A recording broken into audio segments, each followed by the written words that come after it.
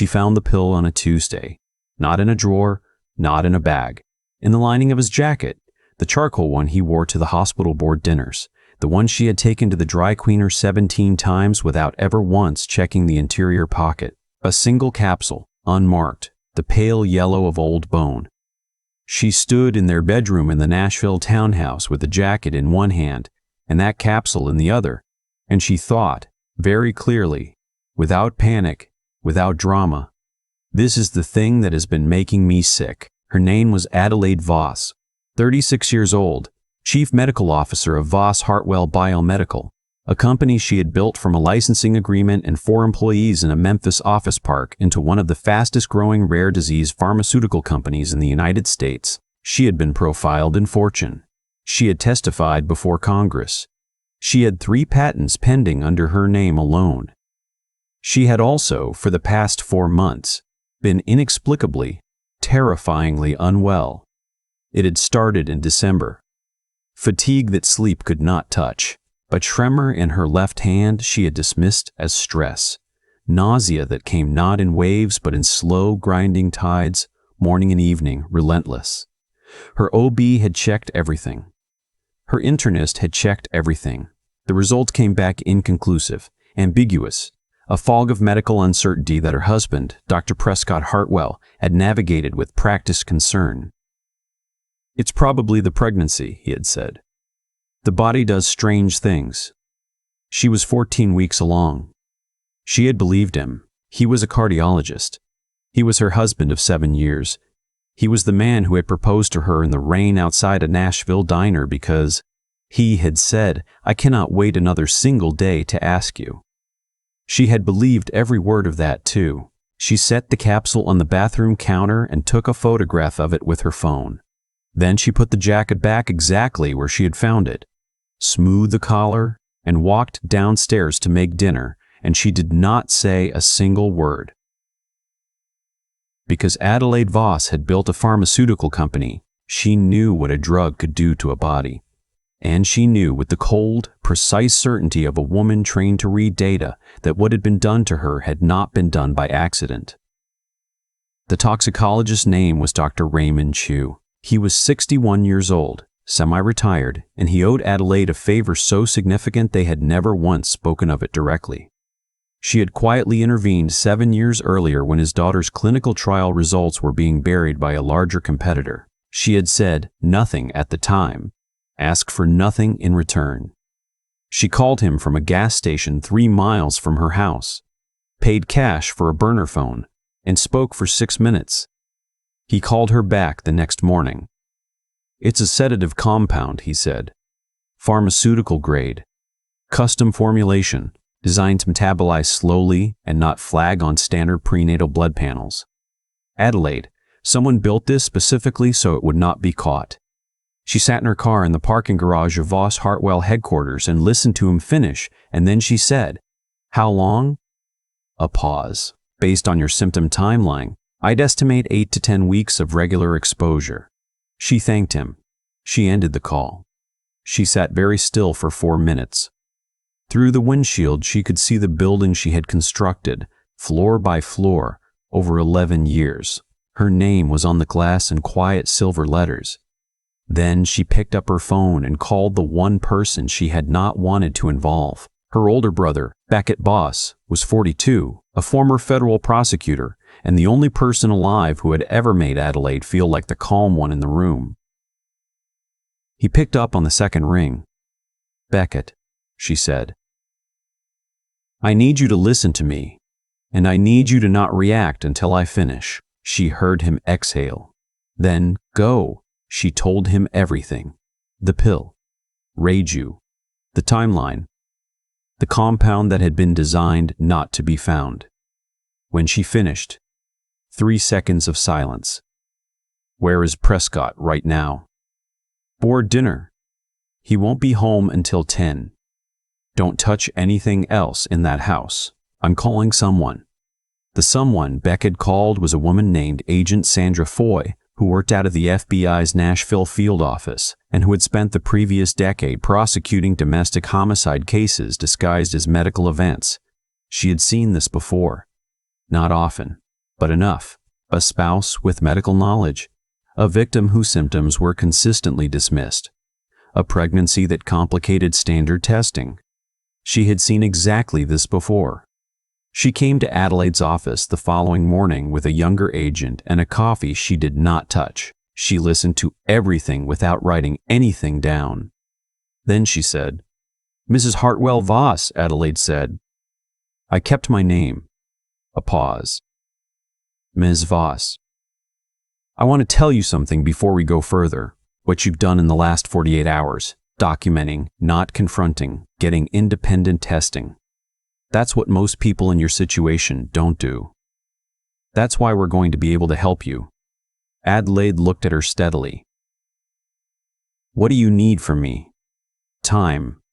And your full cooperation. And I need you to go home tonight and act like everything is normal." The hardest performance of Adelaide Voss's life was not the congressional testimony. It was not the investor presentations in the early years when the company was hemorrhaging money and she had stood in conference rooms and projected absolute certainty she did not feel. It was dinner with Prescott on a Wednesday evening in February, watching him pour her a glass of sparkling water, watching his hands, knowing what those hands had done, and saying, "How was your day?" He talked for 40 minutes. He was good at talking. He was charming in the specific way of men who have learned to perform warmth so fluently they have forgotten it is a performance. He asked about her symptoms. He touched her hand. He said, "I just want you to be okay, Addie. You and the baby. That's all I want." She smiled. She said, "I know." She excused herself after dinner and stood in the bathroom with the water running and breathed. The FBI moved quickly. What they found was this. Prescott Hartwell had been having an affair for 2 years. Her name was Renata Cole, a pharmaceutical sales rep, 31 years old, based in Atlanta. They had met at a cardiology conference, and Renata had, over the course of the following months, become something rather more than a weekend arrangement. She had become a plan. The compound in the jacket had been sourced through a contact Prescott had cultivated at a compounding pharmacy in Louisville, a pharmacist who had, it emerged, a significant gambling debt and a willingness to be creative. The formulation had been tested twice before it was used. The wire transfer for its development was traced to a shell account registered in Renata's name. It had been her idea. This was the thing the FBI told Adelaide in a conference room with fluorescent lights and a box of tissues she did not use. It had been Renata's idea. Floating in a hotel bar in Atlanta 14 months earlier, Renata had said, apparently without lowering her voice, "The pregnancy is a problem. But pregnancies have complications, especially in women who are, what's the word, fragile." She had not meant it as a plan. She had meant it as a suggestion. Prescott had taken it and made it architectural. He had updated Adelaide's advance directive, not her will. Not yet. He had been careful. But her advance directive, the document specifying her wishes in the event of incapacitation. The updated version named him as sole medical decision maker and removed the clause requiring a second physician's opinion. He had filed it quietly electronically 9 weeks ago. He had been very patient. He had always been very patient. When Agent Foyd laid the file on the table in front of Adelaide, she did not look at it immediately. She looked at the wall. Then she said, "The baby." "Healthy," Agent Foyd said. The compound was sedative, not embryotoxic. "Your OB confirmed it this morning." A pause. He fought through it. Adelaide pressed her hand flat on the table. She nodded once. "What happens now?" she asked. "Now," Agent Foy said, "we need you to disappear." The Voss Hartwell Annual Leadership Summit was held every March at the Hermitage Hotel in downtown Nashville. 200 attendees, board members, department heads, major investors, FDA liaisons, the company's legal team, and, this year, 3 representatives from a European biotech consortium evaluating a potential acquisition partnership. It was, in other words, the most visible event in the company's calendar. Everyone who mattered to Voss Hartwell would be in that ballroom. Prescott had attended every year. He sat in the front row. He was known and liked. Several board members considered him a steadying influence on Adelaide, which Adelaide had always found quietly interesting, given that Voss Hartwell had been her idea, her capital, and her 11 years of labor. On the 1st of March, Adelaide Voss was admitted to a private clinic in Brentwood for what her file described as a hypertensive emergency. The attending physician, a woman who owed Beckett a favor he had never called in until now, noted gravely that the prognosis was uncertain, that the next 72 hours were critical. Prescott was called. He came. He sat in the waiting room for 3 hours with his hands clasped and his face arranged into an expression Adelaide would later describe to her brother as almost convincing. He fielded calls from the board. He spoke with the company's communications director about how to handle disclosure. He was thorough. He was prepared. At 11:17 p.m., he stepped outside to make a call. The call lasted 4 minutes. Agent Foley's team, who had been recording his communications for 6 weeks, listened to every word. "It's happening," he said. "Might be tonight. Maybe tomorrow. Ray, I need you to be ready to move on the directive the moment I call you." A pause. "Yes. Everything. The accounts, the board seats, the patents. We talked about this." Another pause. "Renata, I know. 2 more days. Just 2 more days." He was talking to 2 different people. He went back inside.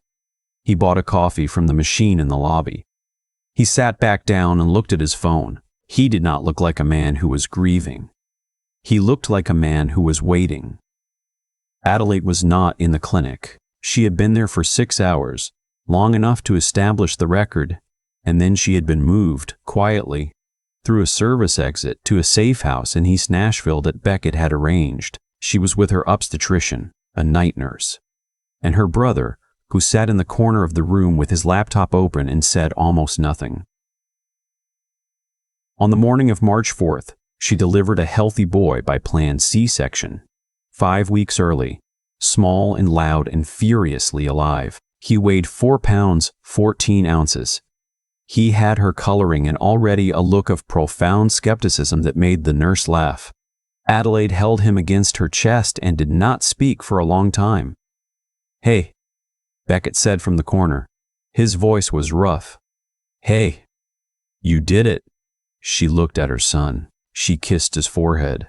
"March 4th, she said quietly. "I'm going to remember this birthday for the rest of my life." 2 days later, Prescott received a call from the clinic informing him that Adelaide had not survived the night.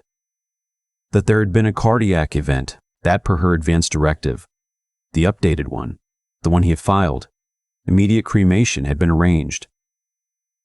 That he should contact the company's legal team at his earliest convenience regarding the transition of her executive authority. He was quiet on the phone for a moment. Then he said, "Thank you for letting me know." And he hung up and called Renata. What followed was not subtle. It was not cautious. It was the behavior of a man who had spent 14 months being extremely careful and had abruptly decided he no longer needed to be. Within a week, Renata had relocated from Atlanta to Nashville. She was photographed at a restaurant on Broadway, where Adelaide had once taken the company's founding team to celebrate their first FDA approval. She wore a bracelet that Adelaide's mother had given Adelaide on her 30th birthday. Prescott had taken it from the jewelry box 2 days after Adelaide died. The photo was posted on a public Instagram account. Adelaide saw it from a rented house in Asheville, North Carolina, nursing her son, who she had named Theo, after no one, because she had decided he deserved a name that belonged entirely to himself. She looked at the bracelet in the photograph for a long time. "That was my mother's," she said to no one. Her jaw tightened. Theo shifted against her. She looked down at him. "Soon," she said. "I promise." The Voss Hartwell Leadership Summit had been rescheduled to April, delayed by the news of Adelaide's death and the ensuing uncertainty about the company's direction. The board had voted, in a session Prescott had attended as the grieving spouse and de facto authority figure, to continue with the event as a tribute to Adelaide's vision. Prescott would be speaking. He had drafted remarks. He had consulted a speechwriter. The Hermitage Hotel ballroom held 400 people when fully configured. On the evening of April 11th, it held its full roster plus a 14-person FBI task force that had been present since 6 a.m., stationed at tables, holding drinks they did not consume, wearing earpieces beneath formal attire. Agent Foy stood near the back in a navy blazer and watched the room fill. At 8:47 p.m., Prescott Hartwell took the stage to deliver his tribute to his late wife. He was in a dark suit. He had a single white rose pinned to his lapel. He tapped the microphone once, looked out at the room with an expression of careful, handsome grief, and opened his mouth. The main doors of the ballroom opened. The sound that moved through the room was not a gasp. It was something older and stranger than a gasp. A collective suspension of breath. A room holding itself still, as though the air itself had stopped. Adelaide Voss walked through those doors. She was in a dress the color of deep water, a blue so dark it read almost black until the chandeliers caught it and it became something else entirely, something that moved like a living thing around her. Her hair was down. She looked, to everyone who saw her in that moment, like a woman who had been somewhere very far away and had returned with absolute clarity about where she stood, and her arms pressed against her chest, head up and eyes open, looking at the room with the wide, earnest attention of a very young person encountering splendor for the first time, was Theo, 4 weeks old, wearing a white onesie, entirely unimpressed. The string quartet stopped. A board member dropped her program. Prescott's microphone feedback shrieked through the room. Adelaide walked forward the way she had always walked into boardrooms, unhurried, direct, already 3 moves ahead. She did not look at Prescott immediately. She looked at the room. She looked at the people she had hired, the people she had fought alongside, the investors who had believed in her when no one else had, and she let them see her, alive, carrying her son, here. Then she found Prescott's face. He had gone the color of old chalk. His mouth was open. The white rose was still on his lapel. He gripped the podium with both hands and he stared at her, and she saw, in that moment, the thing she had suspected for years without words for it, that he had never, not once, been afraid of her. He had always looked at her and seen a resource, an acquisition, something to be managed. He was afraid of her now. Behind her, Beckett entered through a side door. Behind him, Agent Sandra Foy, her badge visible now, and behind her, the 14 agents who had been sitting at those tables all evening, standing, moving, converging with the quiet efficiency of people who had planned this moment for 6 weeks. Agent Foy stepped to the front of the room. She did not use a microphone. She did not need one. The room was absolutely silent. "My name is Special Agent Sandra Foy, Federal Bureau of Investigation. What you are about to see is the presentation of formal charges in a criminal investigation into the attempted murder of Adelaide Voss and her unborn child." Every screen in the ballroom lit up. Wire transfers, pharmacy records, the advance directive, time-stamped, filed 9 weeks before Adelaide was admitted to the clinic. Audio of a phone call made from a hospital lobby at 11:43 p.m. on the 1st of March. It's happening. Might be tonight. Maybe tonight. Maybe tonight. Maybe tomorrow. Prescott's voice, unmistakable, in the lobby of the clinic where his wife was supposedly fighting for her life. 200 people heard it. Nobody moved. Prescott let go of the podium. He took a step back. Then he looked at Adelaide, and she saw him try to locate the man he had been, the charming one, the practiced one, the one who had stood in the rain outside a Nashville diner and told her he could not wait another day, and she watched him fail to find that man anywhere. "Addie," he said, his voice cracked. "Whatever they've told you, don't. One word, quiet, final. I loved you. You loved the patents," she said. "You loved the board seats and the accounts and the name on the building." She looked at him steadily. You poisoned me at our own kitchen table, Prescott. While I was pregnant, while I asked you every morning what was wrong with me, and you said stress. You said the body does strange things. You said it might be the pregnancy. She looked down at Theo, then back up.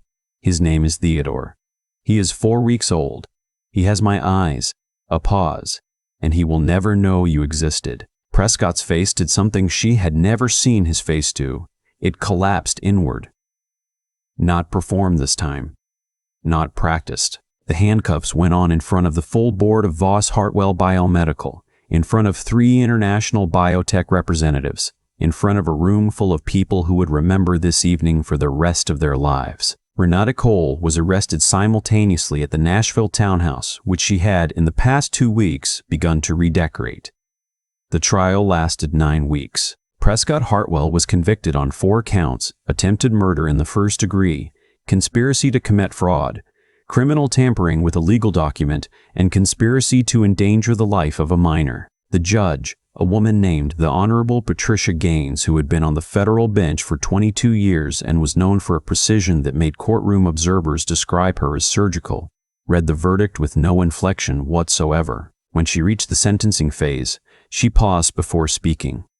"Mr. Hartwell," she said, "you used your medical knowledge, the training meant to heal people, as a tool of premeditated harm against a woman who trusted you with her life and with the life of your child. You did this slowly, deliberately, and you continued doing it while she sat across from you at your shared table and asked you what was wrong with her." Another pause. "This court has no word for that except monstrous.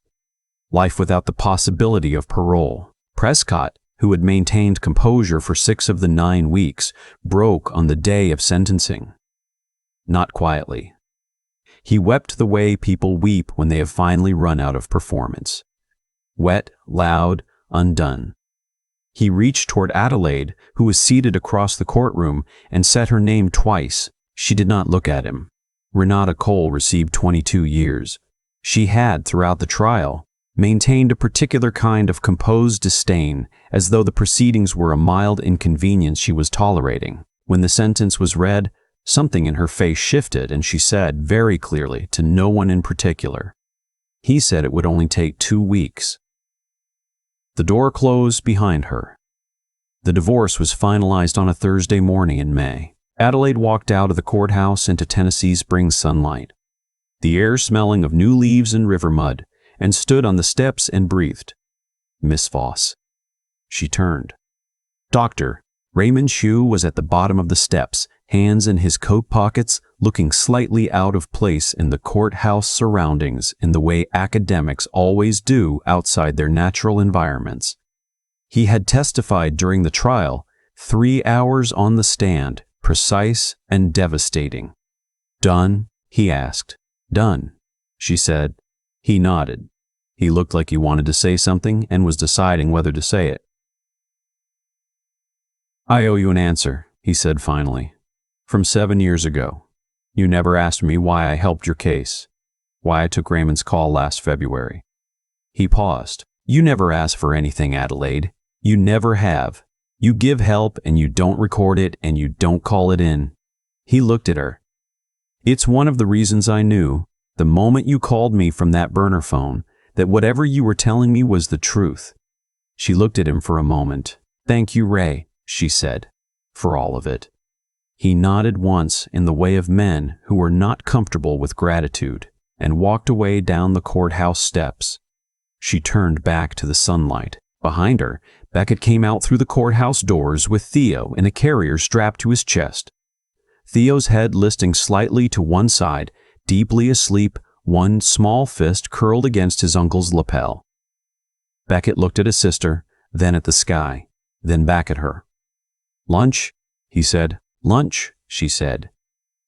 She fell into step beside him, and they walked down the steps together into the May morning. It was 3 weeks later, at a quarterly board meeting of Voss Hartwell Biomedical, that she met Nathan Cole, no relation to Renata, a fact that had required a moment of careful explanation when he first joined the company's legal advisory team 8 months earlier. He was 41, a former federal attorney. quiet in the way of people who have learned that silence is its own form of precision. He had not been at the leadership summit in April. He had been in D.C. for a deposition. He had seen the footage. Like the rest of the world, he had sent a single email after the summit. "I hope you and your son are well." No signature. He had not expected a reply. She had replied 3 days later. "We are. Thank you for asking." That had been the beginning. Over the following months, it became something neither of them had planned. Not urgent, not dramatic, not the lightning strike variety of feeling that had characterized the early days of her marriage to Prescott, which she now understood had been partly the appeal.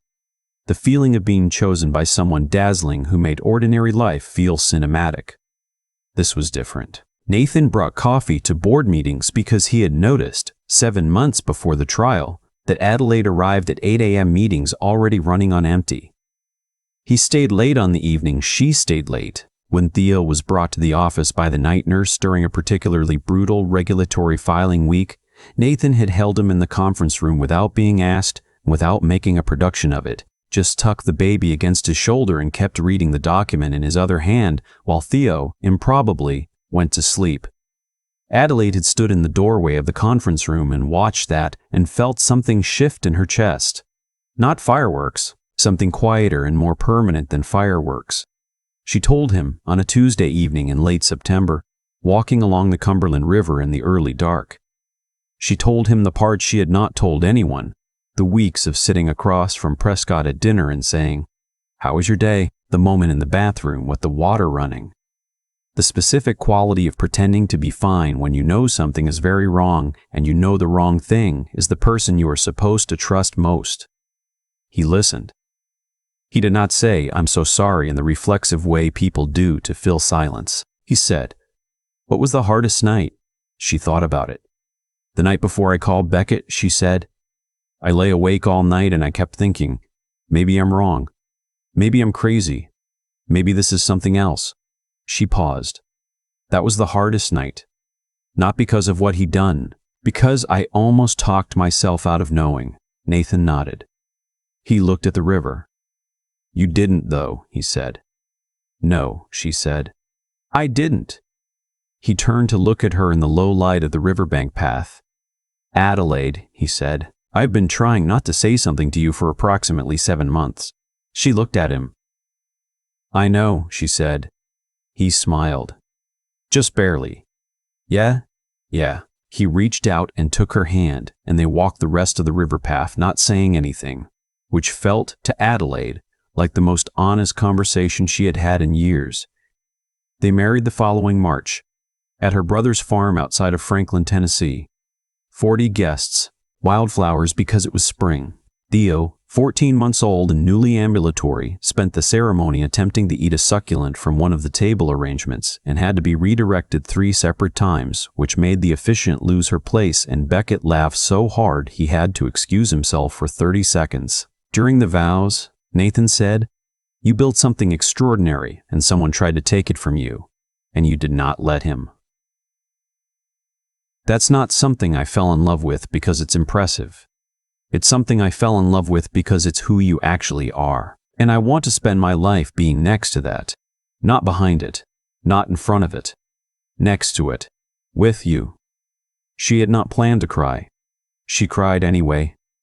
She said, "I spent a long time believing that being loved meant being managed, that someone who wanted to protect you would treat you like something fragile. You have never once treated me like I was fragile." She looked at him. "I don't know how to tell you what that means. I'll spend the rest of my life trying." After the ceremony, Theo toddled over to Nathan and raised both arms in the universal gesture of a child who has decided someone is trustworthy. Nathan picked him up. Theo grabbed Nathan's collar and looked around at the farm with an expression of great personal satisfaction, as though he had arranged all of this himself. Someone took a photograph. It was the one Adelaide put on her desk at Voss Hartwell. Prescott Hartwell received every year on March 4th a photograph, not out of cruelty, out of the belief she and Beckett had discussed once, quietly, over coffee, that certain people should be required to understand the full scope of what their choices had cost. The first photograph was Theo at 1 year old, standing in a patch of Tennessee sunlight, looking at the camera with an expression of cheerful authority. The fifth photograph showed Theo at 5, running toward Nathan at the edge of a lake somewhere, arms out, mid-leap, caught by a man who was already laughing before the boy reached him. In a federal correctional facility in Kentucky, Prescott held that photograph for a long time. He was 49 years old. His hair had gone entirely white. He set the photograph face down on his cot and sat with the silence that had been expanding around him since the moment the handcuffs went on in front of the Boss Hartwell board. He had been very patient, once. He had planned everything. He had not planned for the pill in the jacket lining. He had not planned for a woman who had built a pharmaceutical company for nothing and knew exactly what a compound could do to a body. He had not planned for the specific quality of mind that looks at evidence and does not flinch and does not wait to be rescued. He had not planned for Adelaide.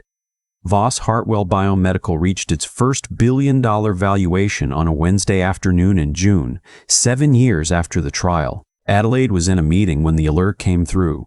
She looked at it, nodded once, finished the meeting, and then called Nathan from the parking garage, the same parking garage where she had once sat alone in a car with the burner phone and the cold certainty that her life was in danger. "We hit it," she said. "I know," he said. "I'm watching the ticker. I'm going to be late tonight. I know that too. Theo and I are making pasta." A pause. "He has strong opinions about the sauce." She laughed. "He has strong opinions about the sauce." She laughed. "He has strong opinions about everything." "He comes by it honestly," Nathan said. She was still smiling when she walked back into the building. In every annual report of Voss Hartwell Biomedical, under the CEO's letter, the last paragraph ended the same way, every year. In Adelaide's own words, the same 12 words her father had said to her once, when she was 9 years old and had failed a test she had studied hard for and could not understand why. "You do not fail by falling. You do not fail by staying down." She had never stayed down.